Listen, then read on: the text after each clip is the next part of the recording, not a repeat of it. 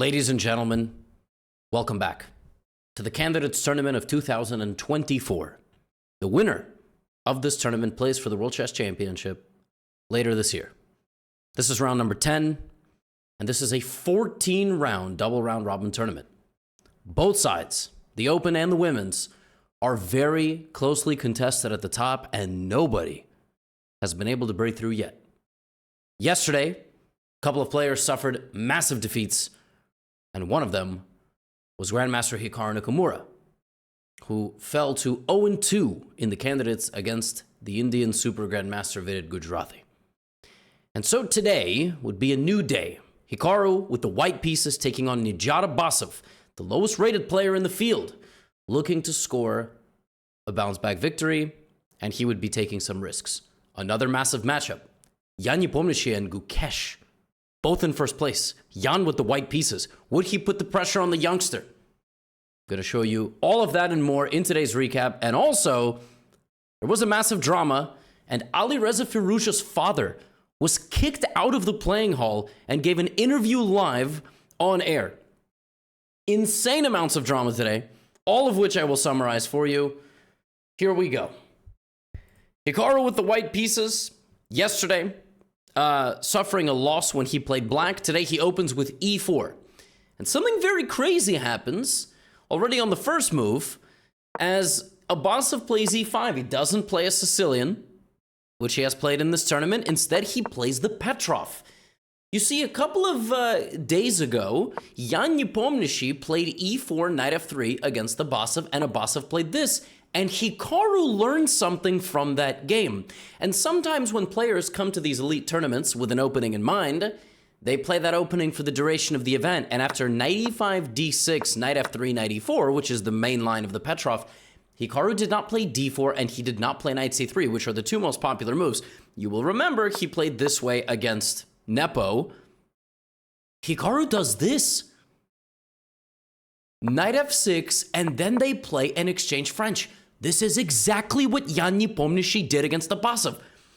Why would Hikaru force Abasov into the same thing that he just had? Abasov clearly studied it because he prepared it for Nepo, and he analyzed it after the Nepo game. And so bishop d3, and Abasov plays c5 again. Exactly what he did against Nepo. And in that game, we had castles, c4, bishop e2, and then Nepo played this move b3. Well, Hikaru does things differently. He doesn't retreat the bishop to e2. He plays c3. And the idea of c3 is to meet the move c4 with the move bishop c2. And as you can see over here, he has very bad things planned. Now, actually, yesterday there was a game, Vaishali versus Tanzhongyi, which looked extremely similar to this game. Black goes bishop d6, both sides castle. And as you can see, white's got a pretty nice attack brewing over here. Something could happen. Black, meanwhile, is going to try to use the queenside space advantage. It's a very provocative position. And from the opening, it was Hikaru who enjoyed a time advantage. And then b5 was played. And b5 is not a move the computer likes. The computer much prefers rook e8. And in general, a plan of g5 and trying to kick out white. b5 allows white to play rook to e1 and knight to e5, just scoring a very confident position. And now black has to play rook a6. This is kind of the idea. You combine this offense with a defensive move, defending the knight, and also protecting the 6th rank. And now Hikaru just begins building his position. Again, the engine wants black to play g5. Abasov doesn't do it. Abasov down 20 minutes in the opening. Hikaru with a beautiful position. All the moves flowing. Queen f3. He's got so many pieces in the attack. A lot of pressure building. Black plays knight to e7. And now Hikaru should consider rook e2. But even the move b3 is great. b3 slows down the black position, forcing Abasov into a move like this. And now he's got no attack at all. He has no attack. He doesn't have a pawn coming in. The only thing Abasov has in a distant world is this weak pawn on c3, and maybe if Hikaru falls asleep at the board, the rook going down to b2. But in the meantime, Hikaru's going to continue to make preparatory moves. He plays knight f1. Another possibility, he could play rook e3, but he plays knight f1, and Abasov plays a3. Again, just kind of fighting for this. It's all he has. Rook b1, Hikaru takes the b file. Hikaru has Abasov completely shut down, but now Abasov makes a mistake. And this is the first moment in the game. The engine was screaming for Hikaru to play knight e3 and plop the knight on the f5 square. Not the easiest move to play because you got to deal with moves like bishop to a5, but this seems to be the right idea. Rook a6, and then you just can come back, breathe, and begin reapplying pressure. Hikaru doesn't play knight e3, he plays knight g4, which is another way of doing things. Then he trades and has the pawn there, and that pawn is probably going to go to g5. Now Abasov plays queen e8, a big mistake. He gets out of the way of the pin, but he re-allows knight e3 with an attack on the d5 pawn. Hikaru doesn't play that either. He plays bishop g3. So 2 times Hikaru misses a chance. He plays bishop to g3, and then on the previous move, instead of playing knight e3, he plays knight g4. And I think Hikaru is just kind of combining attacking chess with positional chess. He just wants Abasov to have long-term weaknesses, right? So he plays bishop to g3. Abasov plays a good move, bishop to a5. Eyeing this pawn over here. Now knight e3 is a little bit less possible, but Hikaru gets right back to it, snaps off the rook. Best move. If black goes here, queen e3, good luck defending your pawn in the long term. So we have bishop e6. And in this position, Hikaru plays rook b7. But it was rook to b8, which was even better. However, black could consider the queen sacrifice. And like I said, it's the 2 worst nightmares for white coming together. And the engine thinks white is better here, but I kind of get it. I get it. You know, you don't want to allow this. Like, why would you do that? Apparently, this is winning, but it is very, very scary. Nobody can fault Hikaru for not doing that. He plays rook b7 instead, and Abasov makes a mistake again. He makes a final mistake. And finally, Hikaru is completely winning. Knight c8 comes back. It does stop bishop to d6, which was sort of the idea, but too many pieces are scattered. And the move here is g5, and now black is lost. And g5 is just like a Trojan pawn. Trojan horse, Trojan, you can't take it. The idea is to play queen h5. So pawn takes, queen h5 is game over. This is mate. g6, you just take, not that, you just take, and this is mate. And after queen h5, f5, you actually sack the rook. And then you play bishop e5, and it's mate, because queen h8, queen g7, if rook f6, you win the queen, you win all of black's pieces. g5 is winning. There is another line, queen c6, rook b8, and queen h5. g5 is completely winning. Hikaru misses it. And now, Hikaru misses Nijat's absolutely brilliant defensive move here. Nijat plays knight e7. And that loses a rook, because white can play bishop h7 check, king h7, rook f8. But Nijat was going to go here and then take this pawn, which I told you about 20 moves ago. And now black is not even worse. Black's not worse. He has a pass pawn. This is weak. Where's the mate? You play queen c2 check. I block. Black is the one playing for a win. Nijat Abasov has turned the whole thing around. Hikaru missed multiple chances, but none bigger than the move g5, and in an absolutely unbelievable turn of events. And I know some of you guys have been writing comments. The guy yesterday said, I was sad my boyfriend lost. I mean, imagine how brave you have to be to talk on the internet like that to somebody. Some of you need a reality check, all right? Now, I understand most of you who talk like that on the internet are children. Let's say child goes up to the mental age of like 25. But that's crazy. Like, it is really crazy that Hikaru lost yesterday, and now today he misses his biggest chance of the event. Knight e7, he's pushed back, he's down 20 minutes, and very quickly the whole thing spins out of control as Abasov completely takes over. White has nothing, absolutely nothing here. Rook e8, queen d2, the rook comes in, Abasov dominating Hikaru. 7 minutes to make 6 moves, or he loses on time. And Hikaru gives a check, brings the queen back, and now just a very simple bishop c7, and you trade some pieces. I'm not sure what could possibly happen. But Abasov plays queen e7, and now all of a sudden, the queen is disconnected from the rook, and suddenly black can't move that many pieces. This bishop needed to be traded. If you go bishop c7 now, rook b7. You can't take because you lose your queen. On the previous move, you couldn't do that because this was a check. So Hikaru improves his position, and all of a sudden comes roaring back, and black's rook is trapped. What? Abasov has to sacrifice the rook, and Hikaru immediately back into the game. All he needed to do was start blitzing. He reactivated all the neurons. D4, he takes, the king comes to safety, and he brings back his pieces, wins Abasov's a-pawn, and he is completely winning because of the pawn. The pawn is going to promote because Abasov doesn't have the artillery, doesn't have the cavalry to defend. Oh my goodness. What? And Hikaru, against all odds, he once said, like a couple of years ago, he has to make it as dramatic as possible. Yeah, he does. It was over. His candidates was finished. He was going to lose 2 games in a row, and one of them was going to be to the guy who was the lowest seed and is currently in last place. And it went from bad to worse. He missed every chance. Abasov completely dominated. And then right when the tension was at its peak, Abasov needed to go here. And if he did that, I have no idea how Hikaru would have made a comeback here. He is dominated. He is one of the best defensive players in the world.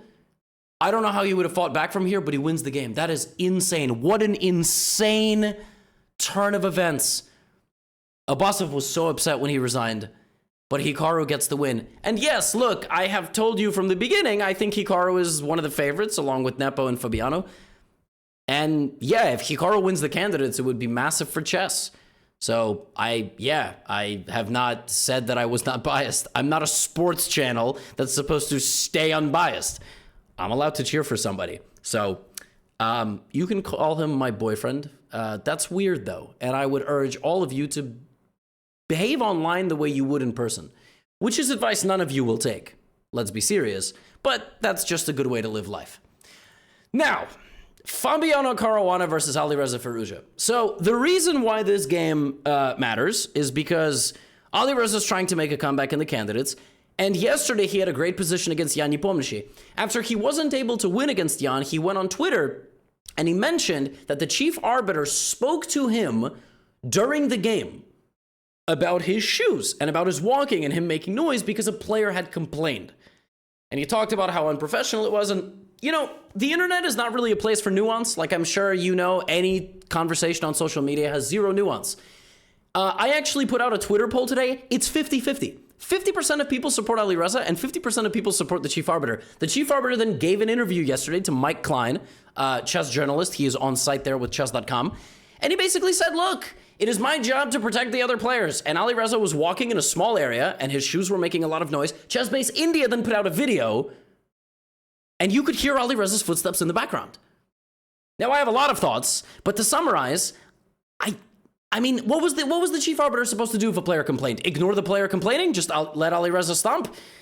I don't know. I mean, to be honest, I'm looking at the big picture. Why is there no carpet in the venue? How are the organizers finding a venue where you can hear people's footsteps rattling and there is such a small playing area that you can hear their footsteps just bang, bang, bang? I mean, I don't know. I have a lot of thoughts. And today, Alireza Firouzja's father showed up to the playing hall and apparently was kicked out and gave an interview. He gave an interview like an hour into the event. This was live, also with Mike Klein on the chess.com stream. And he was saying that Alireza was so upset yesterday with this event. He had an incident with the organizers of the Tata Steel tournament as well. He was just fed up with chess. And he's like, I'm not sure I want to play chess anymore. It's not just the shoes. It's not just this incident. The reason Alireza's dad was removed from the playing hall today, as was summarized, is because, and this was by Pavel Tregubov, who was an official, and also did an interview with Mike Klein. Long story short, the players agreed before the tournament that spectators were allowed, but not coaches and family. Not coaches and family, okay? For fair play reasons, people are scared of cheating. Except for rounds 8 through 10. Well, today is round 10, and Hamid Reza showed up, and they told him, you have 15 minutes, and he said, I don't want 15 minutes. I want to stay and watch my son play. And they said, you have to leave. And he said, no, I'm going to call the police. And then they escorted him from the premises. That's what was said in stuff online. I don't know how the chess world just keeps making up new drama as we go. I've seen a lot of people say a lot of mean things about Alireza on the internet. And I always just go back to like, he's 20. He's a super talent. you kind of get a little bit of a leeway in my book, especially in something like chess, which is ultimately so cerebral. But yeah, it's a tough situation. Look, getting interrupted while the game is going on because you're walking around in a noisy way. I don't know. Like I said, I don't think anybody's fully right or wrong in this case. I think it's an unfortunate thing that happened yesterday, and if it really caused him not to beat Nepo or not find the best moves, it really sucks. Anyway, he has to play Fabiano. He has to play Fabiano, and not only does he have to play Fabiano Caruana, Fabiano shows up and plays something he's never played in his life. This is the Najdorf Sicilian. There are like 17 or 18 different possibilities that White can play in this position. And he plays Rook G1, which is the idea of which to go G4. Alireza thinks for a while, plays H5. He spends 13 minutes. This is a move that has been played. And the idea of H5 is to force White to put the bishop on G5 and basically say, well, you can't play H6. And now Fabi plays this. And officially, we have a position that has never happened before at master level. So Fabiano shows up, anticipates that Firouzja would go H5 because he's done it before, and now does this, and now we've reached a position that has never happened. And so Alireza now has to navigate a position he's never seen before against an uber-prepared Fabiano Caruana, plays Queen A5, down 25 minutes on the clock, and plays like this, Knight C6. And here, Fabiano probably should take this knight and just kind of go for it. Just go straight down the middle, and that is likely the best approach, and he would protect his king with his bishop, but he would also play for E5. Instead of that, he plays Knight C6, so he doesn't navigate the opening perfectly. He actually allows Alireza to give up his queen and then pin him, and now something very funny happens where in this position, Alireza just leaves the queen here, so he doesn't take the queen. So the queen is just indefinitely pinned to the king. He actually loses the game immediately from the opening. Fabiano here has the winning move, take, E5. Black's options are to triple his own pawns, which is positionally lost, or take with the knight, which allows F4. And now both knights hang. Can you believe it? And now Black is losing. Fabiano's got to be out of sorts. Like, he really, maybe, by the way, there was some drama here with Hamid Reza. I don't know. Maybe there was commotion, but something and he doesn't find this. He just doesn't see this idea at all. He goes back to E2, and then ultimately the queen gets taken a little bit, and the queen just hangs for a little while. And now Fabiano has to just win this endgame. He has to play this position. They trade some pieces in a moment here. Knight E7, Knight E4, and Knight F5 GF, and basically Fabi has to win this endgame. Like, this is the only way he's going to beat Alireza, which is nuts. I mean, it's really, really a shame. Bishop D3 if you're a Fabiano fan. Rook F8. Alireza chooses to defend his F pawn rather than his D pawn. Fabi does in fact take because he likes free pawns. Rook F6, a nice idea, C5. And now Alireza should trade the rooks and then play Rook D8, trying to get this pawn back. White can take on F5, but taking on F5 hangs two pawns. But for some reason here, Alireza does not go for take, Rook D8. Clearly he didn't like something. Instead he plays H4, relying on takes and pushing the H pawn. Fabi shuts that down real quick. And suddenly Black doesn't have time. If you play Bishop G2, Bishop F5 wins because I deflect the king from the rook. Rook E7, Rook F7, Rook G6, King F8, take, Rook G2. Oh my god. So Rook E5 and Fabiano Caruana, all of a sudden, in the mess, in the tactical complications, might be winning. The pawn is now promoting. He is defending himself. Bishop C4, Rook D8, and now the king returns to its home square.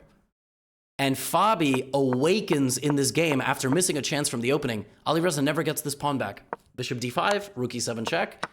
Bishop B5. He wins a couple of pawns thus, Fabi. This is a completely winning endgame.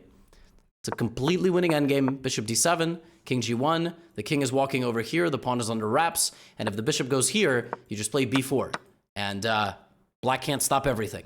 Alireza loses. Fabiano wins. That's only Fabi's second win of the tournament. 2 wins in 10 games. Insane. Completely insane. And we're only 2 games in, and not all these games are going to be 10 minutes. We're now going to speed through a couple, but those were the 2 big storylines of the day. One of the most insane games of the day was Nurgul Salimova versus Vaishali Rameshbabu. Nurgul, a dark horse to actually win the event. Vaishali has lost 4 straight. This one, an aggressive Grunfeld. And I'm just going to kind of show you, Vaishali is out of sorts. In this game, she was under attack from the opening early. White had a lot of pressure in the center of the board, was doing very, very well. And Vaishali obtained a very difficult position early on, and then had to suffer in this endgame. Knight g5, king f2, it was imbalanced, but Nurgul has been playing super well the entire event, and this game was no different. She applied pressure for a very long time. Look at her d-pawn. It is now promoting, and in the complications, Vaishali finds herself under tremendous pressure. That is an understatement. White plays rook d2, king h2, waits patiently, makes it into the position, and black just can't defend. And now Nurgul is playing what we call cleanup. This is cleanup now.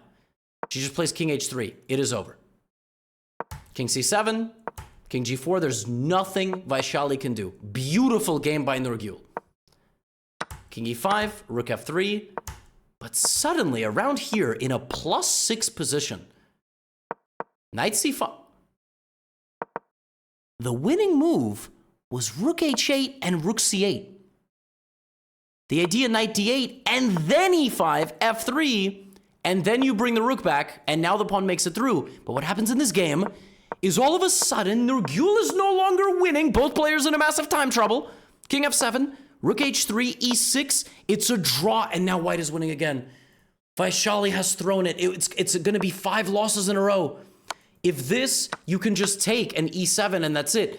Oh my goodness, knight b7, but Nurgul goes here, and I think she blundered that she can't take the knight.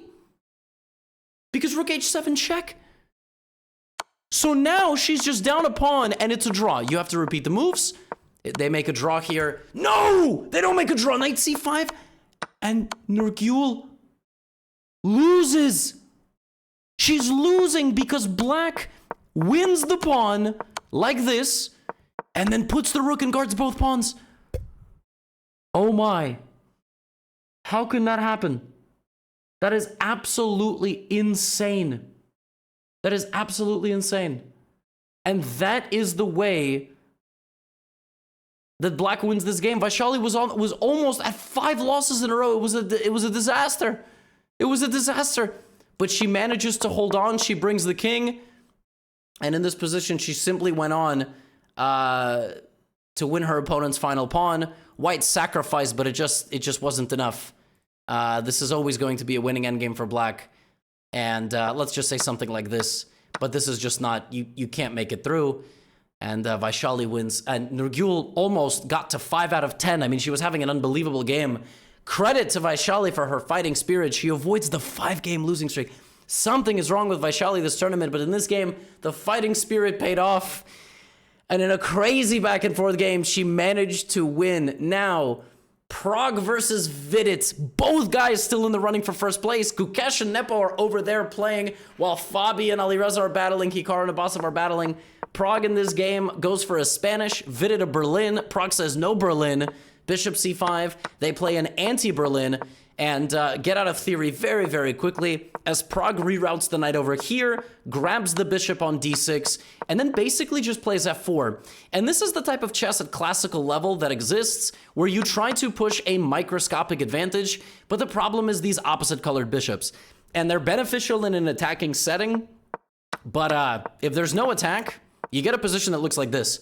One guy has all his pawns on dark squares, the other guy has all his pawns on light squares. So Vidit now gets the chief arbiter comes over to Vidit Gujarati, hands him a little achievement award like you get on chess.com, says congratulations for putting all your pawns on dark squares.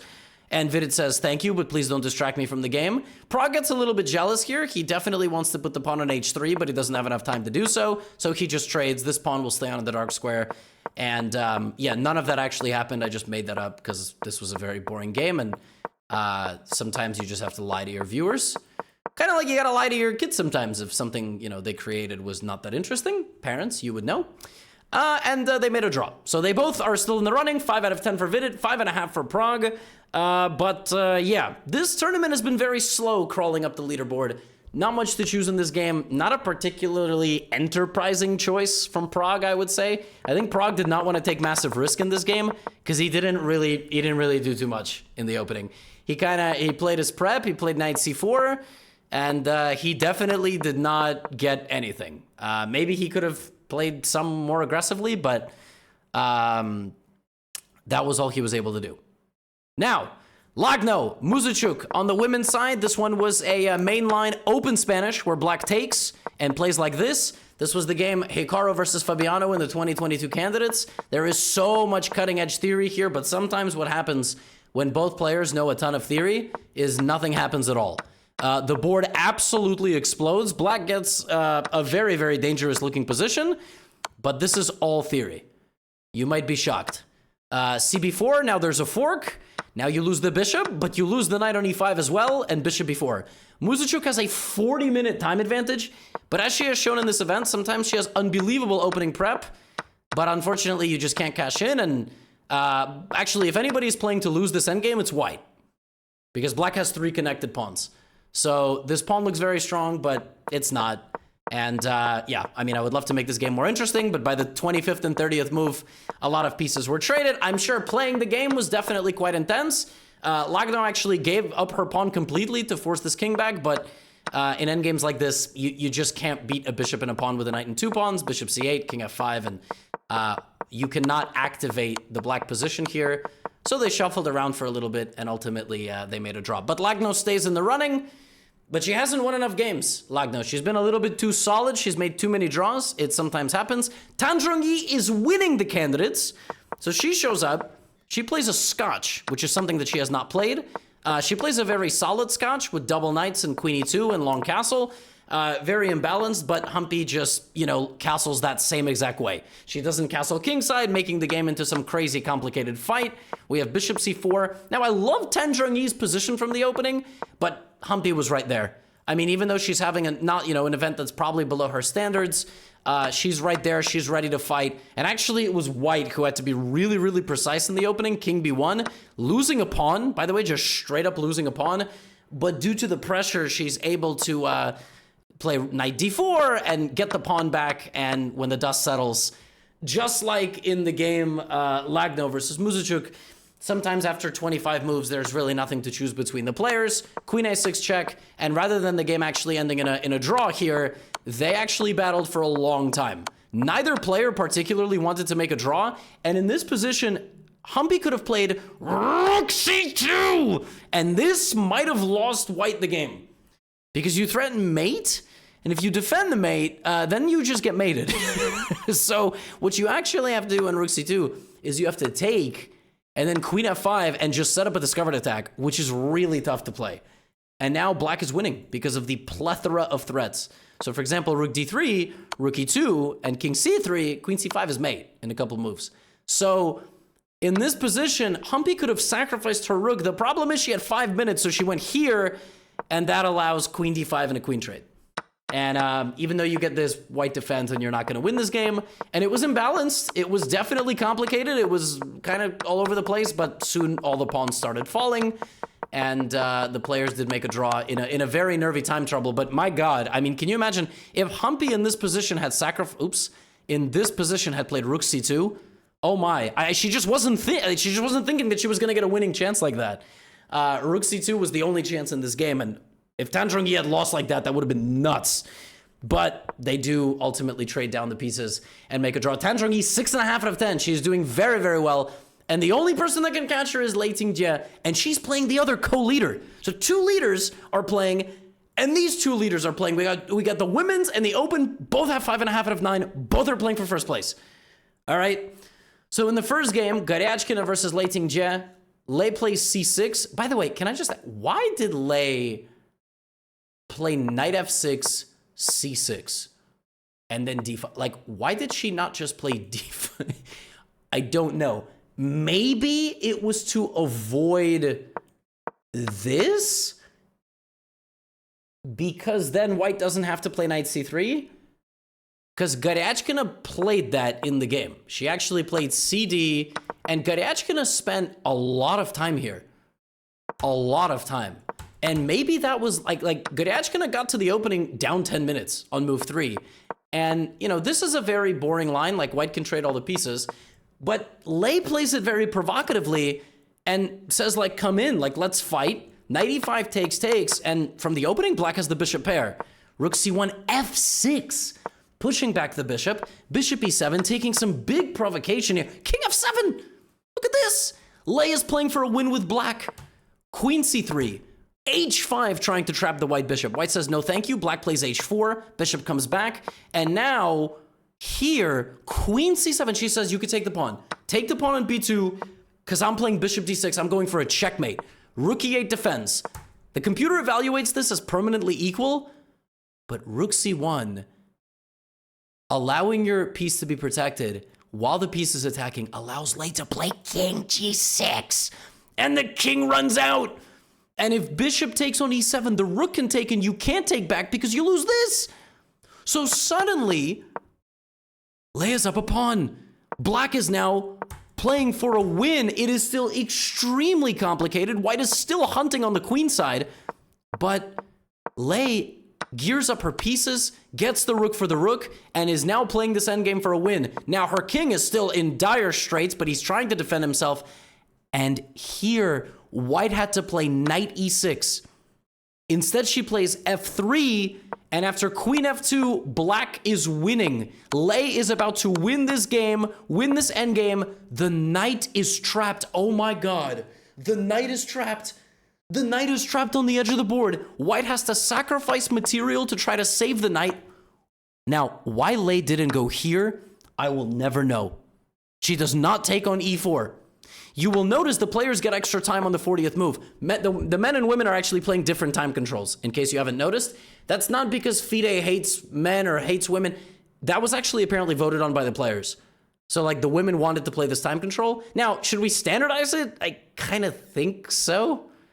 Like, there's this big debate in tennis, 5 sets and 3 sets.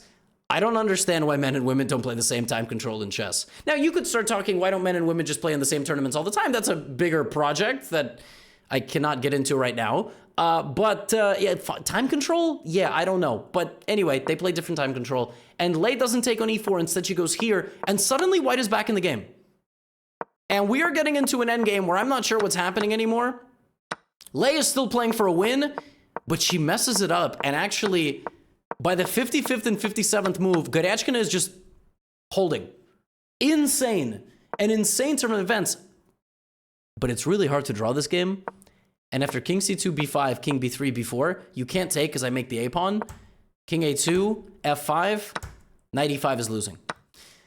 Here, white had to take, allow the advancement, play f6 for f7, king g6, knight e5, king f6, and hold the endgame with knight c6. If this, knight b4, this, and you stop the pawn. She doesn't do that. And after king f4, after a 5-hour battle, Lei's final pawn is the deciding factor. Unbelievable game. Unbelievable game. The final pawn survives. The knight can't stop it. And in this position, white resigned, and Lei Tingjie joined her co-leader and compatriot, Tan Zhongyi, with 6.5 points, leading the women's candidates with just 4 rounds to go. And these bozos... Gukesh, the youngest freaking candidate ever, 17 years old, playing black against the guy that's won the last 2 candidates, plays a Spanish. This man, Gukesh, plays the freaking Cosio. Look up the average rating of people that play this opening with black. I know you don't quite understand the significance. It is ridiculous to play the leader of the candidates, the man that has played for the World Chess Championship twice now, to play him like this. This is such a provocative opening. It's not as provocative as f5. It's not, and look, this is not on the level of like people who painted or made music in the 18th century and they made like a different chord and everybody was like, throw them in prison, they're a witch. It's not like that, but this is really crazy stuff. And actually, Nepo doesn't play the most critical way. He just plays in a way to get Gukesh out of prep. And a few people have played like this with black. Demchenko, there's a grandmaster. He always plays bishop d6. Bishop e7 is the move that Gukesh chooses in this game. And from the opening, Jan just had a little bit of a nagging advantage. He had this knight, active, strong queen, attacking chances. But yeah, overall, Gukesh just trapped the bishop on the edge of the board. And the second that Jan threatens to bring it back, he will take it. And, you know, Jan made some aggressive moves, but Gukesh defended. Throughout this game, optically, white looked better, but not much happened. And actually, Jan is content to play like this. He did not attack Fabiano with white. He's not attacking Gukesh with white. He's content to attack the people. And by the way, did you see that? C3, take. Now he gets rid of the knight. Nothing happens. The co-leaders, unfortunately, play a game that did not have a huge amount of spice, and they drew, obviously. But Gukesh said in the interview, like, I wanted to just get a game. Like, I wanted an imbalanced position against Nepo. And he was like, well, Nepo clearly had a strategy. And his strategy was not to let me provoke him, not to let me, get into a huge fight with him. And instead, he kind of tamed the other man in first place. And they made a draw. Very different than the battle of the co-leaders on the women's side. Very dramatic game there was over there. These are your standings after 10 rounds of action. Tomorrow is a rest day. Here are your standings. Gukesh and Nepo lead the candidates with 6 points. Prague, 5.5.